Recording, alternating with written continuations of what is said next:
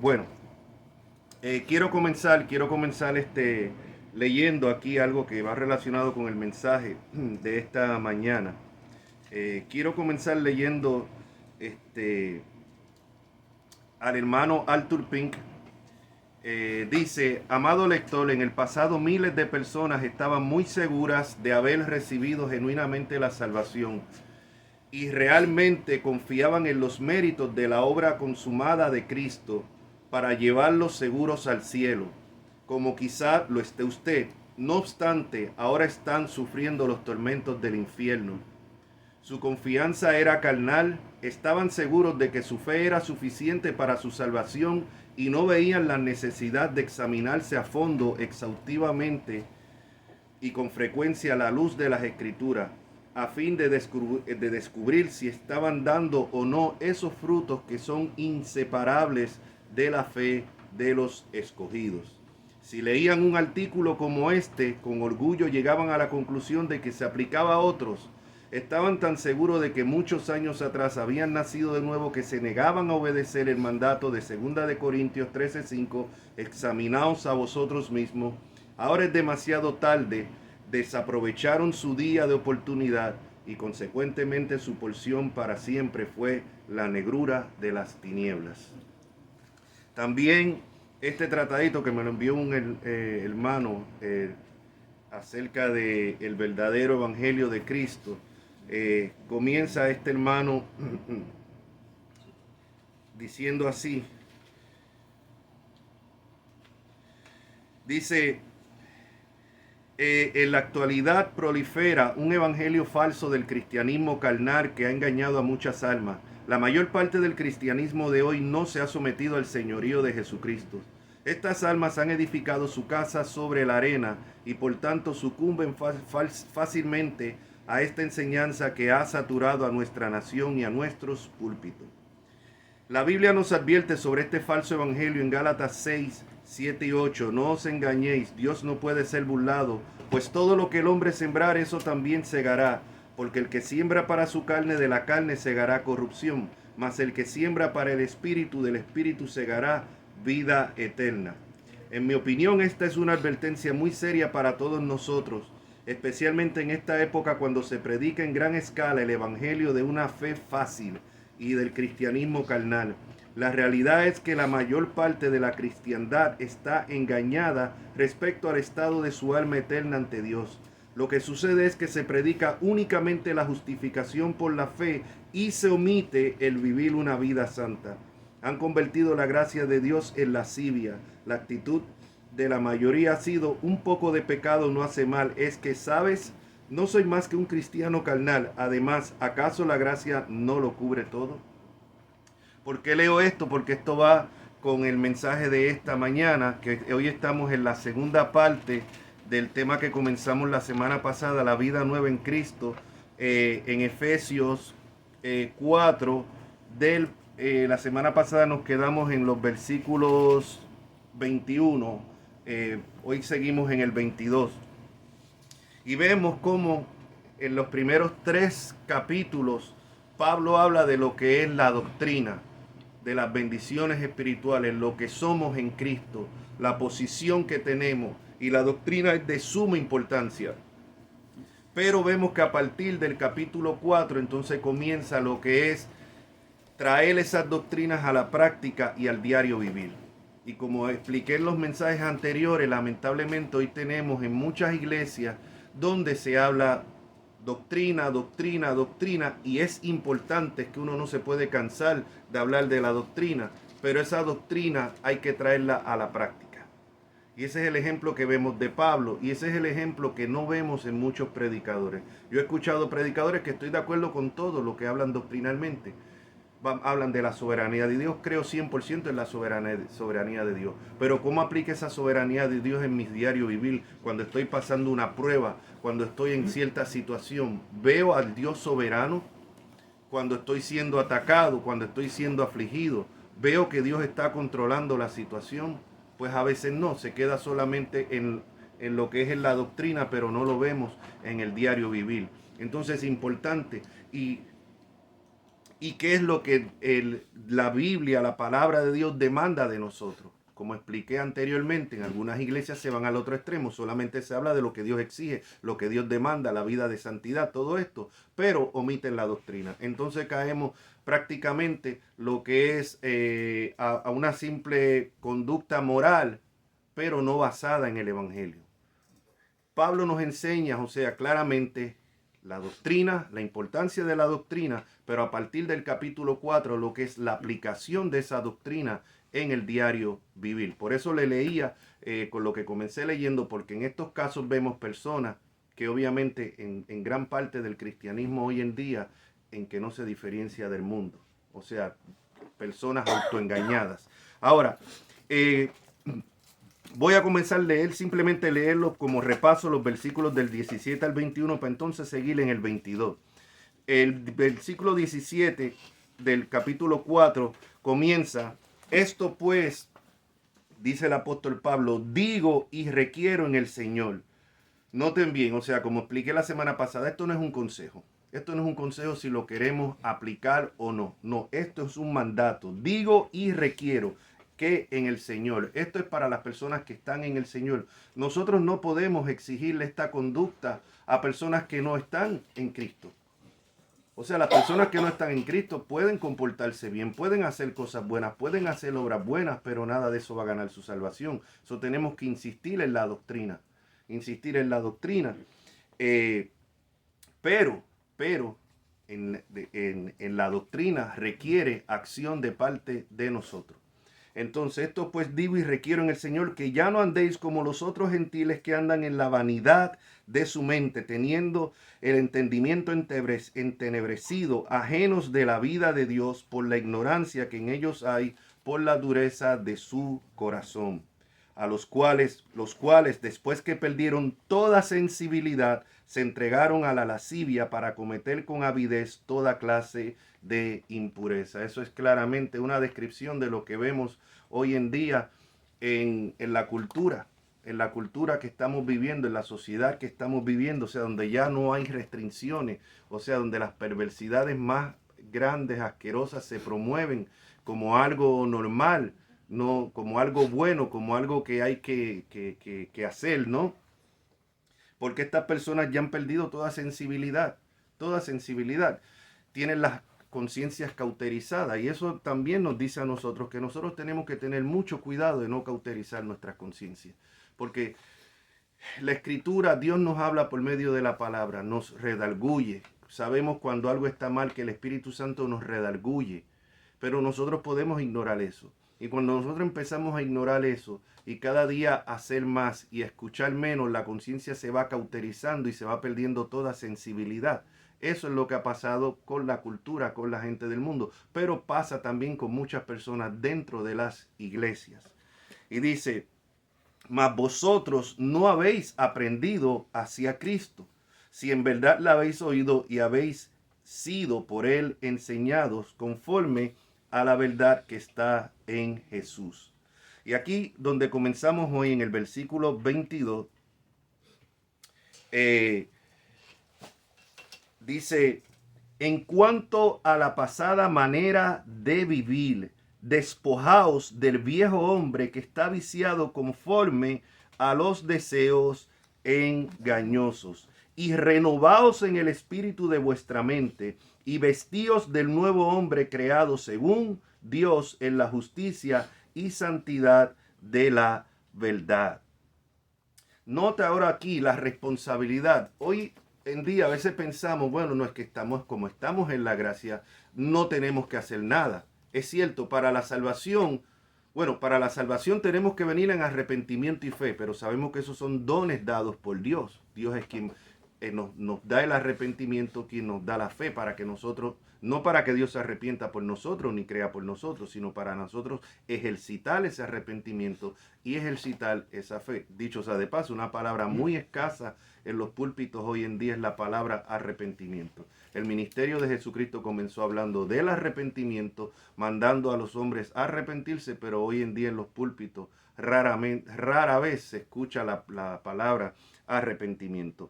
Ahora, hay una responsabilidad de parte de nosotros. hay una responsabilidad. Y esto se nos dice a nosotros. Si yo he creído en Cristo y tengo una nueva naturaleza, un nuevo corazón, ahora todavía hay una ley del pecado que está en nosotros, como nos habla el apóstol Pablo. Comienza una batalla con el pecado que está en nosotros, que no pierde oportunidad. No pierde oportunidad para tratar de dominarnos en cualquier momento y ejercer presión.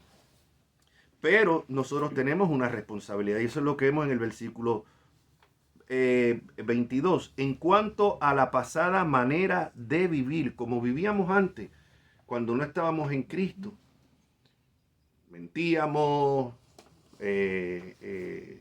dábamos rienda suelta a nuestras pasiones, a la ira, el vocabulario, el chisme, las malas palabras, algunos viviendo en fornicación, en inmoralidad. Ok, todo eso era la pasada manera de vivir.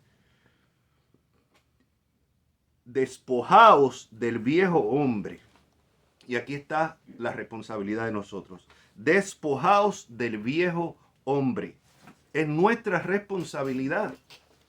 Esto no estamos enseñando salvación por obra, esto no estamos diciendo de que no es que tengo, como en algunos púlpitos dicen, no, pero es que no te puedes esforzar, porque si te esfuerzas que estás tratando de agradar a Dios por tu esfuerzo. No, esto es un mandato. Esto es un mandato que se nos da. Si yo era una persona de muy mal humor, si yo era un mal hablado, si yo era así o yo era así, esa era mi pasada manera de vivir. Yo no puedo seguir excusando o decir, bueno, es que no, deja que el Señor haga la obra en mí. O sea, ¿qué se supone? Que un día ya yo no tenga más deseos de decir malas palabras, que un día yo no tenga ya más deseos de hablar chisme, que yo no tenga un día más deseo de dar rienda suelta a mi ira. O sea, la vida cristiana no es una vida pasiva. Y es lamentable porque muchos púlpitos, incluyendo púlpitos de iglesias bautistas que se identifican como reformadas, esto no se predica. No se predica. Se hablan de las doctrinas de la gracia, se habla de la elección incondicional, se habla de que somos salvos por gracia, que todo lo tenemos por el favor inmerecido de Dios. Amén. Y todo eso es verdad. Pero ¿qué hacemos con eso? ¿Me quedo simplemente a sentar y a meditar y a no hacer nada? ¿Qué hago yo con las pasiones mías? ¿Qué hago yo con la ira? ¿Qué hago yo con la lengua? ¿Qué hago yo con los ojos? ¿Qué hacemos? O sea, simplemente nos sentamos pasivamente. No, se nos da una responsabilidad. Y se nos da una responsabilidad porque tenemos las almas, si es que hemos nacido de nuevo. Vuelvo y digo, esto es para los que están en Cristo. Esto no se le está pidiendo a las personas que no están en Cristo. A una persona mal hablada y boquisucia, tú le puedes decir, oye, pero qué vocabulario tan grosero. Bueno, debería de comportarse especialmente al frente de personas, ¿no? Porque son se trata de modales. Pero aunque esa persona deje de hablar malo, deje de hablar sucio, igual, si no está en Cristo, está perdido. El borracho deja de emborracharse, si no está perdido, igual está, si no está en Cristo, está perdido. Entonces, nuestro enfoque nunca debe de ser a las personas, mira, tú tienes que cambiar esto. No, mira, tú tienes que, el homosexual, tú tienes que dejar esa homosexualidad porque te vas a ir al infierno. No, ven a Cristo en arrepentimiento y fe. Y a consecuencia, entonces vas a tener que batallarte con esos deseos homosexuales. El mismo con el alcohol, el mismo con la droga, el mismo con la lengua, el mismo con las malas palabras, el mismo con la ira. Y tenemos que estarnos recordando. Yo soy uno que constantemente, yo trabajo manejando un camión y yo constantemente tengo que estarme recordando. Cada vez que me dan un corte, cada vez que se me meten alguien en el medio. El necio al punto da a conocer la ira. Tengo que estármelo recordando constantemente porque sé de qué pata cogeo. Pero yo no puedo dar simplemente rienda suelta a la ira y decir, bueno, es que el Señor está trabajando conmigo. O la famosa excusa que se usa hoy en las iglesias, es que la iglesia es un hospital cristiano. Caramba, sí es un hospital cristiano, pero es para que la gente vayan y sean curadas. No es imagínense un hospital donde sí, llegan los enfermos, pero es que no se cura a nadie. Entonces, ¿qué porquería de hospital es ese? O sea, ¿qué es eso? En el hospital se supone que la gente mejore. Entonces ir a la iglesia y decir, bueno, es que aquí hay chisme, que aquí esto, que aquí lo otro y todo esto, pero es que no, recuérdense que somos un hospital y el Señor está trabajando con nosotros. No, eso es una excusa. Nosotros deberíamos de decir, como dijo el apóstol Pablo, ser imitadores de mí como yo de Cristo. Así deberíamos poder decir nosotros.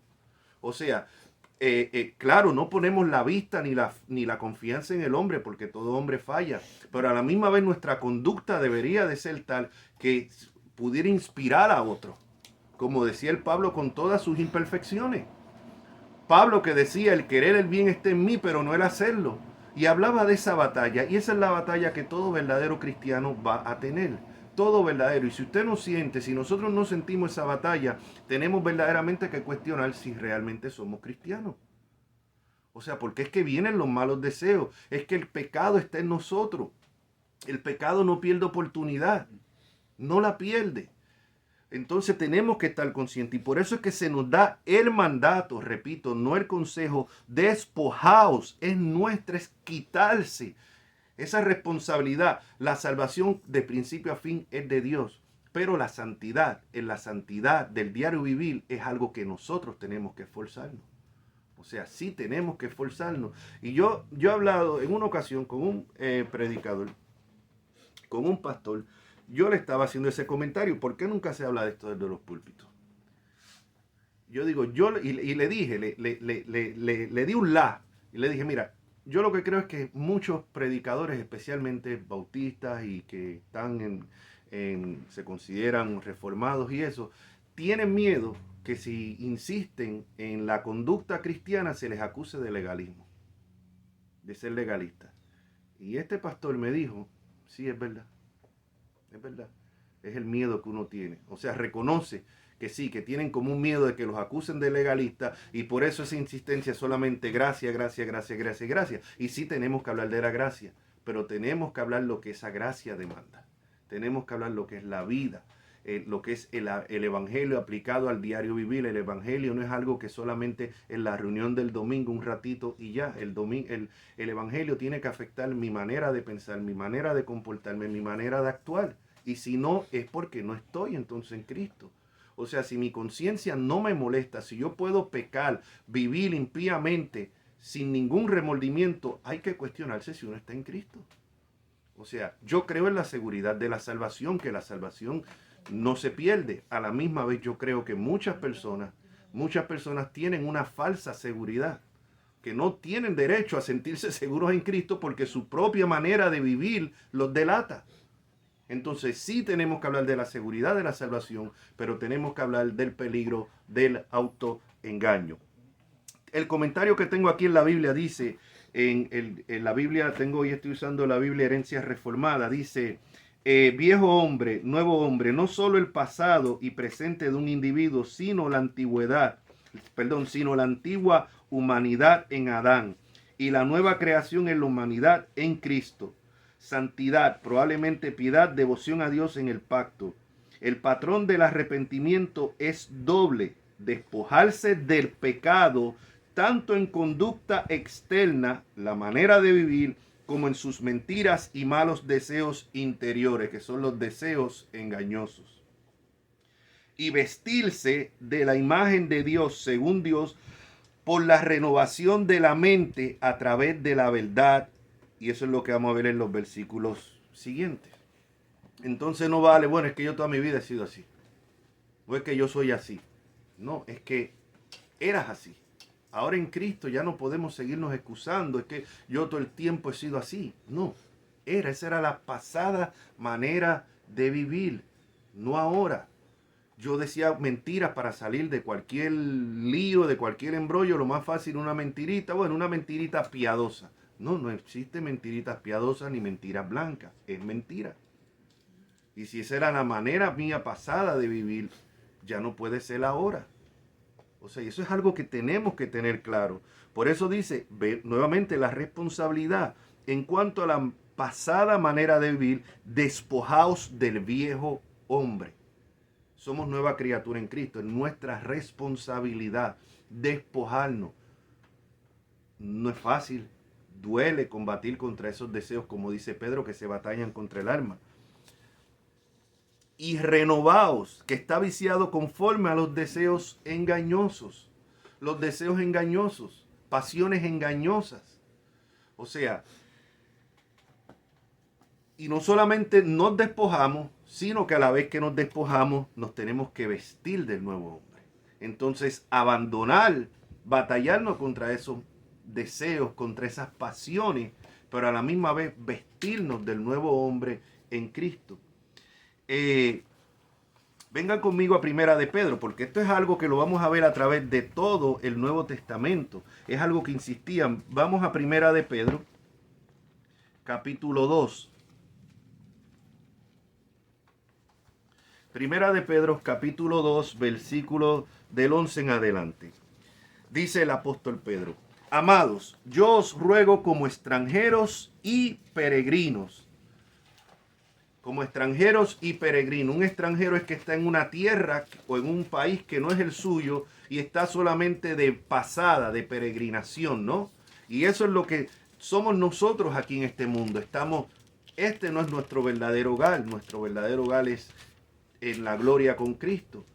Y estamos solamente de pasada, aunque a veces nos creemos que no es así y nos aferramos como que solamente esto es lo único que hay, ¿no? Pero note que dicen más: amado, yo os ruego como extranjeros y peregrinos que os abstengáis de los deseos carnales que batallan. Hay una batalla, ¿contra qué? Contra el alma. Esto es la verdadero cristiano. Y vemos aquí Pedro también diciendo lo mismo que estamos leyendo en Pablo en el capítulo 4 de Efesios. Dice: manteniendo buena vuestra manera de vivir entre los gentiles, que los que murmuran, para que en lo que murmuran de vosotros como de malhechores glorifiquen al Dios cuando en el día de la visitación al considerar vuestras buenas obras. Y un punto aquí rapidito, sin salirme del tema. Fíjate lo que dice el apóstol: manteniendo buena vuestra manera de vivir entre los gentiles, pero él está hablando aquí a una iglesia gentil. Y aquí caemos a lo que yo expliqué hace unas semanas. O sea, ¿por qué? Porque él ve en el antiguo pueblo de Israel, ellos veían a los gentiles como los pecadores, como las personas fuera del pacto. Y aquí Pedro, hablándole a la iglesia, ve a la iglesia como el Israel de Dios, las personas que están en el pacto, y las personas incrédulas como las personas que están fuera del pacto, y les habla de gentiles. Pero repito, la iglesia que él está hablando era una iglesia gentil. Entonces, ¿cuál es la diferencia? Que él ve la iglesia, los creyentes, como el verdadero Israel de Dios. Ahora, como dice él, manteniendo buena vuestra manera de vivir entre los gentiles, para en lo que murmuran de vosotros como de malhechores, glorifiquen a Dios en el día de la visitación al considerar vuestras buenas obras. Van a hablar, nos van a tratar como de malhechores. ¿Cuántas cosas nos han dicho de mí en estos días? De que estaba por el dinero, que quería hacer esto, que lo otro. O sea, ¿cuántas cosas? Pues Dios está en control. Dios está en control de todo eso. Dios está en control. Y bienaventurados cuando digan toda clase mal de nosotros, dijo el Señor, siendo mentira. El problema es que sean verdad. Pero entonces tenemos que estar conscientes de que van a murmurar, de que van a hablar de nosotros. En la carne nos molesta, pero que lo hagan sin razón, como dice aquí. Por causa del Señor, someteos a toda institución humana, oiga bien, ya sea al rey como a superior, y a los gobernadores como por él enviados para castigo de los malhechores y alabanza de los que hacen en bien. Un creyente que no respeta las leyes de tránsito, que se brinca las leyes de su país, que hace trampa a la hora de llenar lo que son los impuestos, que no respeta a su jefe en su trabajo, o sea, que no se somete a la autoridad, está completamente en rebeldía contra los mandatos del Señor. Porque dice aquí claramente, por causa del Señor, aun cuando es un gobierno, pudiéramos decir, una dictadura, un gobierno impío, un gobierno como el que, por ejemplo, como el que tenemos ahora en este país, promoviendo todo tipo de inmoralidades, aún así yo tengo que someterme a lo que son las leyes, no a las leyes que van en contra de lo que es la palabra de Dios. O sea, si a mí me dicen, no, usted ahora la ley es que usted tiene que casar parejas del mismo sexo, no me someto. Nos tenemos que someter siempre y cuando las leyes no vayan en contra de la palabra de Dios. Pero todo lo que son las leyes en general, Por ejemplo, leyes de tránsito, las leyes, o sea, que hay en un país, nosotros tenemos que someternos y tenemos que respetarlas. Igual que a nuestros jefes en nuestros trabajos, tenemos que someternos. Tenemos que respetar las autoridades porque no hay autoridad que esté puesta sino por Dios. Por causa, dice, y a los gobernadores como por él enviados para castigo de los malhechores y alabanza de los que hacen en bien. Aún los gobiernos más corruptos, aún las dictaduras más terribles, hasta cierta manera aguantan el mal. Porque si aún sin esas personas sería un caos. Por ejemplo, una vez que remueven a Gaddafi, cuando Gaddafi lo remueven de su país, ¿qué es lo que pasa? Eso es un caos ahora. Cuando movieron a Saddam Hussein con todo lo sinvergüenza, con todo lo dictador que era, pero mantenía un orden en esa región. Que ahora los cristianos son más perseguidos ahora que cuando estaba Gaddafi y que cuando estaba Hussein. Son realidades, son verdades. No estoy defendiendo a estas personas, son realidades. Entonces estas personas, aunque no tuvieran temor de Dios, estaban puestos por Dios con un propósito. O sea, y eso es lo que nos dice, porque esta es la voluntad de Dios, que haciendo bien hagáis callar la ignorancia de los hombres insensatos, oiga bien, como libres, pero no como los que tienen la libertad como pretexto para hacer lo malo, sino como siervos de Dios. Estamos en libertad en Cristo. Somos libres en Cristo, pero no para vivir como se nos pegue en gana. No para vivir desordenadamente. Dice, sino como siervos de Dios. Honrad a todos, amad a los hermanos, temed a Dios, honrar al Rey. Vea, todo esto es parte del diario vivir. Amar a los hermanos. Entre nosotros los hermanos en Cristo tenemos que amarnos. Y dice, temed a Dios y honra al Rey. Todo esto parte de la relación que tenemos con el Señor. Criados, estad sujetos con todo respeto a vuestros amos. No solamente a los buenos y afables, sino también a los difíciles de soportar. Esto es algo que a veces uno se lo tiene. Gracias a Dios en este momento, en mi trabajo yo no tengo ese problema. Pero un tiempo sí lo tuve. Y es algo que me tenía que estar recordando esto. Porque uno de repente se quiere poner contestón. O uno se quiere de repente decir. O yo no voy a hacer esto. O no. No, pero ¿qué dice? Por causa del Señor. No es porque la persona se haya ganado. No, es por causa del Señor. Dice que tenemos que someternos. Con todo respeto a vuestros amos. Y no solamente a los buenos y afables. Sino también a los difíciles de soportar, porque esto merece aprobación si alguno a causa de la conciencia delante de Dios. Y esto es lo que tiene que dirigir todito, la conciencia delante de Dios. Esto es lo que tiene que dirigir todo. Mi conciencia delante de Dios me va a llevar a darle un trato a mi esposa.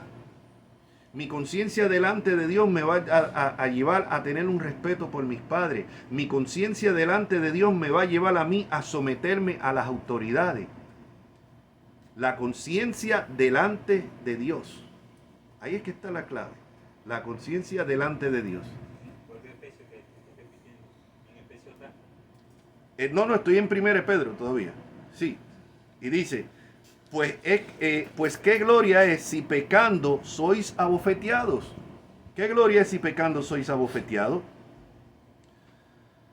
Mas si haciendo lo bueno sufrís y lo soportáis, esto ciertamente es aprobado delante de Dios. Pues para esto fuisteis llamados. Para esto fuimos llamados. Dice, porque también Cristo padeció por nosotros, dejando un ejemplo para que sigáis sus pesadas. El cual no hizo pecado ni se halló engaño en su boca, quien cuando le maldecían no respondía con maldición, cuando padecía no amenazaba, sino que encomendaba la causa al que juzga justamente. Amén. Y si vamos más adelante al capítulo 3 aquí mismo de Primera de Pedro, y por lo que lo estoy trayendo es para que vean, o sea, vemos la similitud con lo que Pablo dice, con lo que Pedro dice. O sea, es lo mismo, es el diario vivir, aplicar esto al diario vivir. Ahí mismo en Primera de Pedro, capítulo 3, versículos 1 y 2, dice: asimismo vosotras mujeres estad sujetas a vuestros maridos, para que también los que no creen a la palabra sean ganados sin palabra por la conducta de sus esposas, considerando vuestra conducta casta y respetuosa. O sea, y aquí vemos cómo esto aplica también al matrimonio. Volvemos entonces otra vez a Efesios, en el versículo 25. Todo esto es parte del ser renovado y despojado del viejo hombre. Dice, por lo cual, estoy de vuelta en Efesios, versículo 25. Por lo cual, desechando la mentira, hablad verdad, cada uno con su prójimo. Y vemos, despojados del viejo hombre, pero no solamente despojarte, vístete del nuevo hombre. Deja de hablar mentira, pero entonces ahora habla verdad. ¿Ve? Vemos el contraste. Hablad verdad cada uno con su prójimo, porque somos miembros los unos de los otros. Somos miembros del mismo cuerpo de Cristo. Dice, airaos, versículo 26, airaos, pero no pequéis. No se ponga el sol sobre vuestro enojo, ni deis lugar al diablo. Y esto es algo que no me canso de decirlo. O sea, fíjate que todavía, primeramente, que no debemos de dar rienda suelta a nuestra ira. Si nos podemos, en la carne nos molestamos, ¿no? Pues nos pueden tratar injustamente, nos molestamos. Vemos algo en especial, como vemos hoy en día, como se falta el respeto, como se blasfema el nombre de Dios en lo que es en la televisión, en todos estos sitios. Uno sí se tiene que molestar. Y entre nosotros, como somos personas imperfectas, cometemos, hacemos, decimos cosas que nos pueden llevar a molestarnos seriamente, aún con la pareja de uno. Ahora, la pregunta, lo que dice aquí es, airaos, pero no pequéis. ¿Cómo? No se ponga el sol sobre vuestro enojo. Se molestó en el momento, somos humanos, subió de tono la conversación, mejor dejarlo ahí, pero ya a la que cae el sol, ya uno debe de buscar la reconciliación, no alimentar ni darle suelto. Es triste porque aún en las mismas iglesias hay hermanos que ni se hablan, dentro de las mismas iglesias cristianas. Muchos de estos son los que dicen la famosa guerra espiritual, que reprenden, que atan al diablo, que le ponen 7 nudos y todo este tipo de cosas.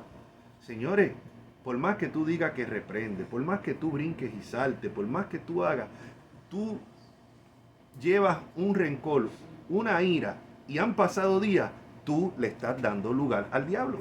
Aunque diga que lo reprenda, aunque diga que lo ata, le estás dando lugar al diablo. La vida espiritual no es, la batalla espiritual no es, y aquí vamos a entrar de lleno cuando entremos al capítulo 6, pero no es como le están vendiendo muchos de estos libritos y de estos. Ahora tienes hasta ministros de liberación que se dedican solamente a la guerra espiritual. Y ellos con un montón de embelescos y de rituales, y que hay demonios aquí.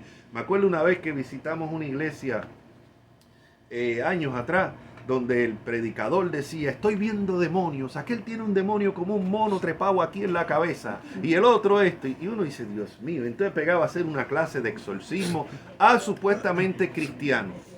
Señores, la batalla espiritual es simple. Someteos pues a Dios, resistid al diablo y mirad de vosotros. Punto. En el diario vivir, airaos pero no pequéis, no deis lugar ni deis lugar al diablo. Si guardamos el rencor, si guardamos el enojo, estamos dando lugar al diablo, por más que diga que estamos reprendiendo, que nos hagan un exorcismo y todo este tipo de cosas. Sigue. El que hurtaba, no hurte más. El que hurtaba, no hurte más, sino trabaje haciendo con sus manos lo que es bueno, para que tenga que compartir con el que padece necesidad. Vea bien, vea bien. El que hurtaba, no hurte más. Hay muchas maneras de hurtar. Alguien dirá, bueno, eso no se aplica a mí, yo en verdad no. Bueno, cuando estamos en nuestros trabajos, se nos está pagando para que hagamos un trabajo y nosotros no lo estamos haciendo. Estamos hurtando. Estamos hurtándole a esa compañía, porque esa compañía nos está pagando para que hagamos un trabajo. Las personas cuando hacen trampa en los negocios están hurtando. Y esto pasa tristemente con muchas personas que se identifican como cristianos. Y peor aún, a veces le ponen nombres cristianos a los negocios que tienen para después a veces hacer estas tramposerías y están hurtando. Cuando mentimos al llenar nuestros impuestos y ponemos que no, el nieto mío yo vive conmigo y yo lo estoy manteniendo y aquel otro muchachito, y metemos cosas que son mentiras para que nos devuelvan más dinero o para no pagar tanto, estamos hurtando. Estamos hurtando. Todo esto son maneras de hurtar. Y dice aquí, el que hurtaba no hurte más, sino trabaje, haciendo con sus manos lo que es bueno, para que tenga que compartir con el que padece necesidad. Y aquí vamos a lo mismo. Deja de hurtar, trabaja, pero en vez de hurtar, ahora vas a compartir.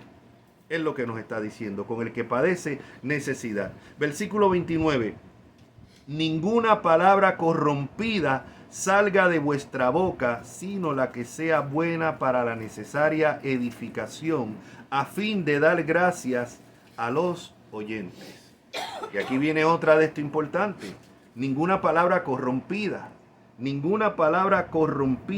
salga de vuestra boca. Palabras corrompidas, palabras de mala intención, malas palabras, son palabras corrompidas. Y dice, no salgan de vuestra boca. Palabras corrompidas, palabras con mala intención, que se dicen. Esto es claro, esto no es un consejo, esto es un mandato. O sea, hay creyentes o que se identifican como creyentes que todavía su vocabulario no ha cambiado. La Biblia nos manda a cambiar. Repito, a los que han nacido de nuevo. Si usted no ha nacido, si una persona no ha nacido de nuevo, no podemos exigirle que no hable mal. Esto también lleva, y esto a veces en algunos países son más propensos que otros, especialmente lo que es en Puerto Rico y los caribeños. En este sentido son más propensos a que todito nosotros lo decíamos con doble sentido. En todo mete uno el doble sentido. En todo. Y a veces uno todavía siendo cristiano, todavía uno sigue hablando de doble sentido y tirando cositas y riéndose. Y yo confieso que a mí me ha pasado. Y decimos chistes con doble sentido. Son palabras corrompidas. Y dice que no salga ninguna palabra corrompida salga de vuestra boca, sino la que sea buena para la necesaria edificación. Aquí la pregunta es, lo que yo estoy hablando, ¿edifica? La conversación que estamos teniendo, ¿edifica? Los comentarios que yo estoy haciendo, ¿edifican? Porque muchas veces hacemos comentarios que pueden ser hasta verdad, pero Dios sabe la intención de nuestro corazón, cómo las decimos, y definitivamente no es para edificar. Entonces la Biblia nos manda, sino la que sea para edificación, la necesaria edificación, a fin de dar gracias a los oyentes. Una de las cosas que hace mucho daño es cuando a veces nos ponemos a hablar negativamente de un hermano, de una hermana, frente a personas que no son creyentes. Salimos de la iglesia y en la casa ya quemamos al pastor, o quemamos a la hermana fulano o a la hermana, esto al frente a veces de nuestros hijos que no son creyentes, al frente de familiares o amistades que no son creyentes. ¿Está edificando eso? ¿Está edificando? Hay cosas que de verdad sí es mejor hablarlas entre creyentes para la edificación. Y en este caso, si creemos que el pastor o un hermano, una hermana, es ir de frente donde esa persona y amonestarle como nos manda la Biblia. No irlo a quemar, no ir a decir, ay, tenemos que orar por el hermanito fulano porque ese hermanito es que tiene esto y hace esto y lo otro. Y lo que estamos es utilizando la cuestión de orar para estar chismeando, ¿sí? Para estar quemando. O sea, ¿y qué es lo que dice? A fin de dar la que sea necesaria para la edificación. Siempre tenemos que estar seguros que lo que estamos hablando en verdad sea de edificación y no de tropiezo a los que nos están escuchando. Dice, y no contristéis al Espíritu Santo de Dios, con el cual fuisteis sellado para el día de la redención. No contristéis, no entristezcamos al Espíritu Santo. Y aquí vemos que el Espíritu Santo es una persona, no es una fuerza como enseñan la secta de los testigos de Jehová y otras sectas. Es una persona, es la tercera persona de la Trinidad, y por eso se puede entristecer. Y la Biblia nos manda: no contristéis al Espíritu Santo de Dios, con el cual fuisteis sellado. El sello. Todo creyente que ha nacido de nuevo tiene el sello del Espíritu Santo, que es la garantía de la compra adquirida y la garantía de que esa persona para el día de la redención. Todo creyente ha sido bautizado en el Espíritu Santo, como dice claramente la Escritura en 1 Corintios, donde dice que por un solo Espíritu fuimos todos bautizados en un cuerpo. Todo creyente tiene el Espíritu Santo. Entonces es un disparate que una persona que es cristiana esté buscando que Dios le dé el Espíritu Santo, que Dios le bautice con el Espíritu Santo. No. Todo creyente, Dios no da su espíritu por medida. ¿Qué es lo que la Biblia nos manda? La Biblia nos manda a ser llenos. Ser llenos del Espíritu Santo no es lo mismo que ser bautizados por el Espíritu Santo. Todo creyente fue bautizado por el Espíritu Santo para ser unido al cuerpo de Cristo en el momento de la conversión. Pero ahora se nos da un mandato, y es el ser lleno. La persona que es llena del Espíritu Santo es una persona que vive en obediencia, que es gobernada por el Espíritu Santo por medio de su palabra. Y ese es el mandato, y eso es lo que estamos leyendo. Eso es lo que es despojarse del viejo hombre y lo que es vestirse del nuevo hombre. ¿Ve? Y es un mandato a cada uno de nosotros. Y dice: no contristéis al Espíritu Santo, con el cual fuisteis sellado para el día de la redención. Esa es la garantía que nosotros tenemos. Hemos sido sellados, somos propiedad de Cristo, somos propiedad de Dios. Y esa es la garantía de que nosotros vamos a pasar la eternidad con Él. Tenemos la garantía de que vamos a ser librados de la ira venidera. ¿Qué ira? ¿De alguna gran tribulación futura? No, la ira venidera se refiere al castigo eterno. Ese es el tema de todo el Nuevo Testamento. Y dice: quítense de vosotros. Nuevamente, mandato a nosotros. Responsabilidad. No, pero es que estamos en la gracia, no tengo que hacer nada, estoy esperando que el Señor me quite los enojos y la gritería. No. Aquí se nos dice a nosotros: quítense de vosotros toda amargura, enojo, ira, gritería y maledicencia y toda malicia. Mire, a nosotros. Esto no es: Señor, estoy orando para que me quite esta ira. Señor, tú sabes que yo no puedo perdonar y no lo pienso perdonar, pero quítame, Señor, quítame ese. No, eso no es así. Es quítense, es la responsabilidad, se nos da a nosotros. Y esto no, pero es que si te esfuerzas en la carne, no. Me esfuerzo con el poder del Espíritu Santo que mora en mí y tengo que obedecer lo que dice aquí. ¿Se merece que lo perdone? No. Pero me manda amargura. El creyente no puede desarrollar raíces de amargura. Y esto es algo, mi hermano, esto es algo que es muy fácil. Es muy fácil cuando nosotros se nos trata injustamente, cuando se nos agrede, cuando se nos hiere injustamente. Y aclaro, injustamente, porque hay veces que nos hieren y nos hacen cosas que nos merecemos de verdad, que nos las hemos ganado y son consecuencia de nuestras acciones. Pero cuando lo hacen injustamente, nos da tristeza, nos molestamos, y es muy fácil que el pecado que esté en nosotros rápido empiece a aprovecharse y a tratar de desarrollar en nosotros una raíz de amargura. Eso es algo por lo que yo oro: Señor, no permita. Yo estas personas las pongo delante de ti. Señor, te pido misericordia para con ellos, que les concedas un genuino arrepentimiento. Y si no, tú te encargarás de ellos por medio de tu justicia. Pero no permita que yo desarrolle esa raíz de amargura.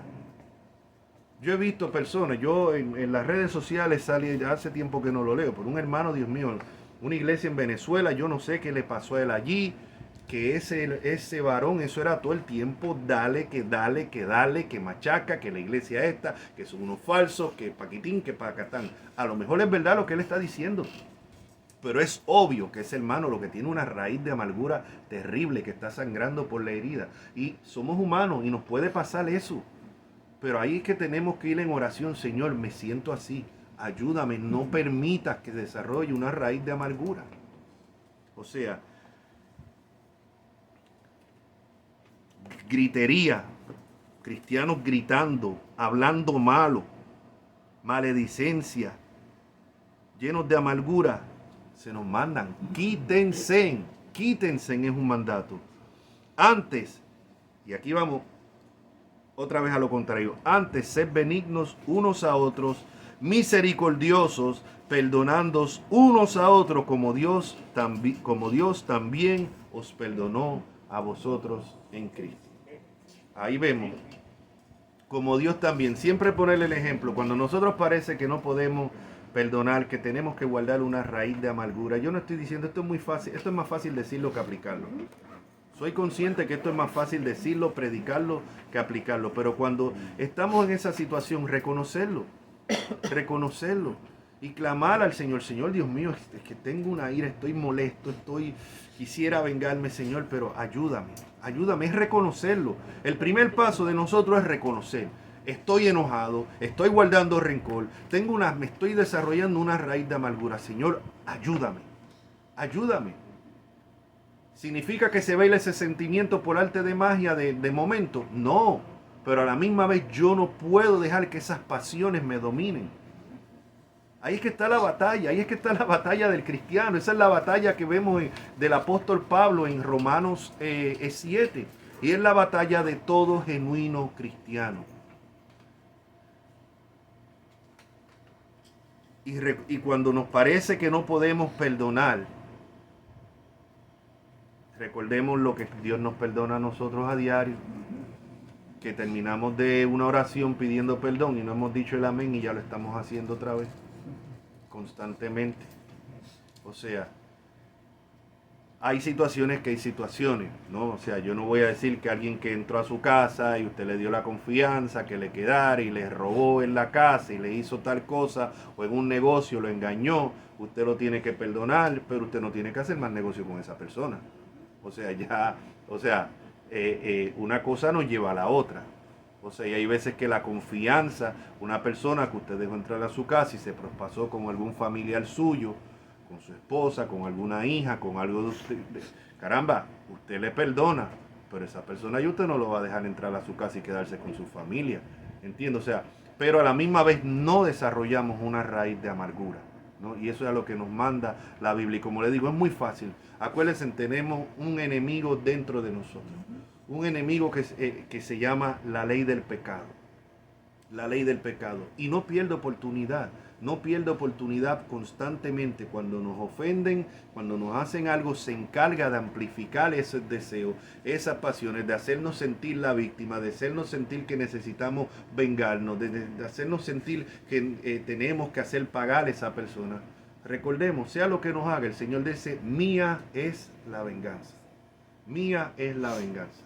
En estos meses yo he pasado ciertas situaciones, mi esposa también, pero ¿sabe qué? Estoy orando, Señor. Misericordia, concédeles un genuino arrepentimiento a estas personas. Y si no, mira el daño que han hecho. Entonces, dale justicia. Pero no tratar de ahora estar atacando, no de tratar de buscar venganza, no tratar de estar, ver que lo que se me ha hecho, no. Simplemente ponerlo en las manos del Señor. Pero no dejar que la raíz de amargura eche raíces. Porque esa raíz de amargura, como dice la Escritura, puede afectar después no solamente a nosotros, sino a las personas que nos rodean. Amén. Así que esto es lo que es la vida nueva en Cristo. Es un mandato a nosotros, es un deber de todo creyente. Muchas personas dentro, como leímos al principio, que se consideran cristianos, como dije, hay dos clases de ateo. Está el ateo que dice yo soy ateo, ¿no? El ateo que dice yo no creo en Dios. Pero está el ateo práctico, que cree en Dios, que dice que cree en Dios, que puede ser miembro de una iglesia cristiana, pero su estilo de vida no toma en cuenta a Dios para nada. Y ambos igual son ateos.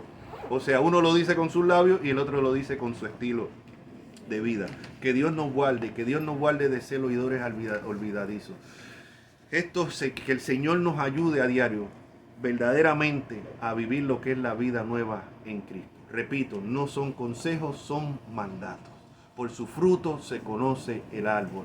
A mí me dice, no, pero es que repite mucho lo mismo, de que siempre hablando del pecado, que si eres muy latiguero, que si... No, Señor, leamos las epístolas, leamos el Nuevo Testamento, leamos los sermones de Jesús, leamos los escritos de los puritanos, de los mismos reformadores. Es que yo digo, hoy en día lo que son la gran parte, no digo todos, pero gran parte de muchos de los predicadores de la gracia que se consideran reformados, es que más lejos no pudieran estar de lo que es un Jonathan Edwards, del mismo Calvino, de un John Owens, de un George Whitefield. Es que los sermones son completamente diferentes. Estas personas constantemente hablaban de la gracia, pero constantemente hablaban de lo que era una vida santa, que sin santidad nadie verá al Señor. Es nuestro deber, basado en lo que hemos estudiado en esta mañana, autoexaminarnos nosotros mismos, meditar en esto.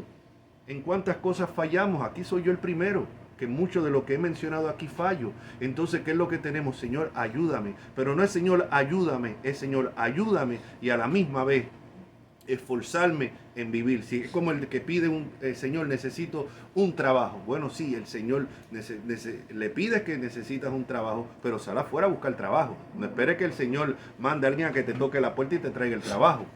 Ah, no, pero es que entonces si te estás esforzando en salir afuera, pues ya no tienes fe.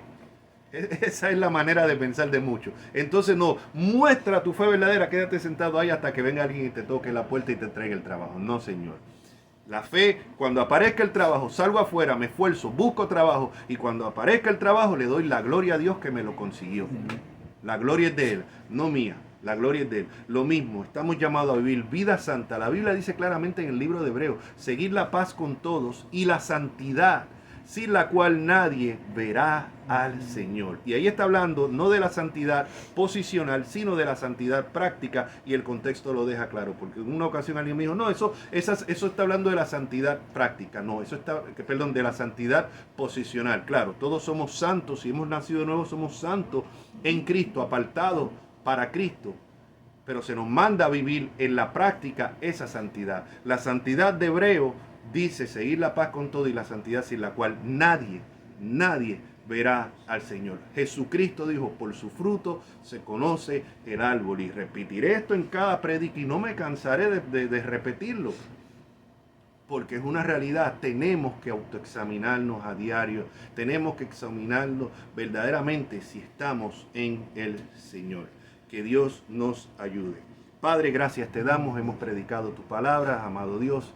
Ayúdanos, Señor, ayúdanos verdaderamente, Padre amado, a vivir una vida agradable delante de ti. Ayúdanos verdaderamente, Señor, a despojarnos del viejo hombre. Ayúdanos, Señor, a andar, a comportarnos como embajadores tuyos, Señor, como es digno del Evangelio.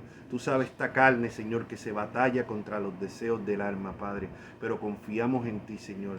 Ayúdanos, Señor, a vivir para tu gloria, Dios. Ayúdanos a aborrecer el pecado que tú aborreces. En Cristo Jesús te lo pedimos. Amén.